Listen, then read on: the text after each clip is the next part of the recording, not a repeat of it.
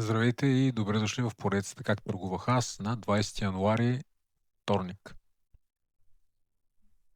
Днес с групата в Discord търгувахме.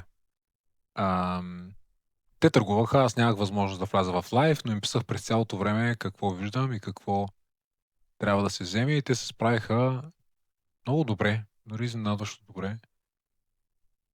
С стратегиите, сега ще опиша аз какви сделки взех.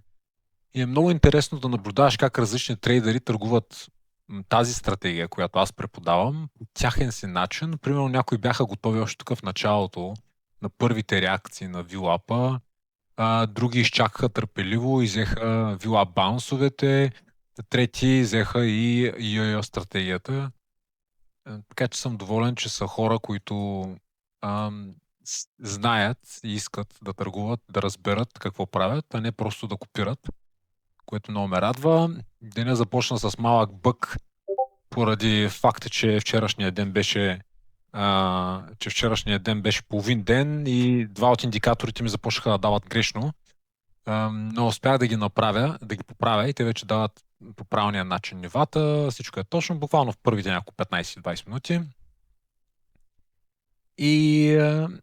И така, още съм щастлив от първия ден с групата. Ако желаете да се присъедините, в описанието има линк как може да го направите. Журнала, индикаторите, Discord групата, всичко и стратегиите, Академията за стратегиите, всичко това. Optimal Trading Journal е сайта. Може да штракнете, ако ви е интересно, може да се присъедините към нас и да търгувате с нас.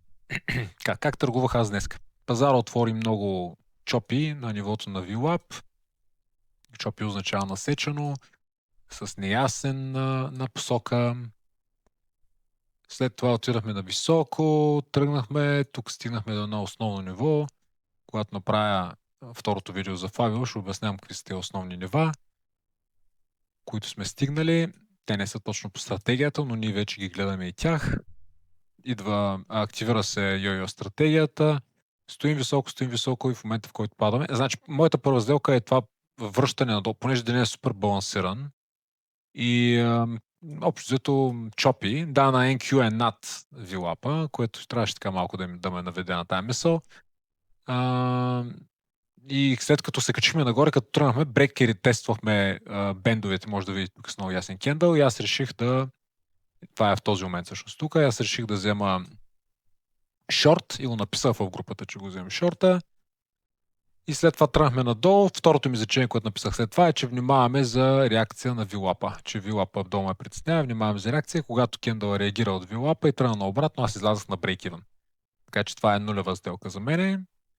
След това пазара продължи нагоре, после започнахме да падаме. Малко ме беше притеснил факта, че реално тук изравняваме нивата. Тръгваме, но стигаме до VWAP. Тук дори не успяваме да го докоснем и аз всъщност вземам на NQ. Ето тази реакция. Това е VWAP Bounce, класически докосването на VWAP след движение нагоре. Ето тук може да видите колко чисто е реагирал. Така че това е моята първа сделка, втора сделка за деня. Първа победна, реално. Ето тук. Първата е този break-even, който аз взимам за надолу. И след това пазара продължава да се качва нагоре, NQ е по-силно, опитва се да мине това ниво, трудно ме, връщаме се наобратно и тук комбинация този VWAP с ето това почти докосване, което стоп-лоса го покрива, влизам на ES за long, това е докосването на VWAP-а, виждате колко чисто нивата реагират, можете да видите как цената откача и после къде спира, ми спира на това, което първоначално аз опитах да изтъргувам, Return to Value. В случая е Bend Fate вариация на Return to Value. Бенда не може да бъде пробит и цената пада. Виждате нивото как. И това ниво, и тук реагират. Така че това е моята втора сделка. Победна. И тук вече си говорим как най-вероятно деня ще приключи за нас до тук, защото го виждаме как стои горе и си казваме, че единственото нещо, което бихме изтъргували е йо-йо, първата ми стратегия всъщност. И цената започва да пада, стига тук до йо-йо. Тук влизаме директно на бенда, понеже статистиката е много добра в наша полза. За миналата година 80% успеваемост.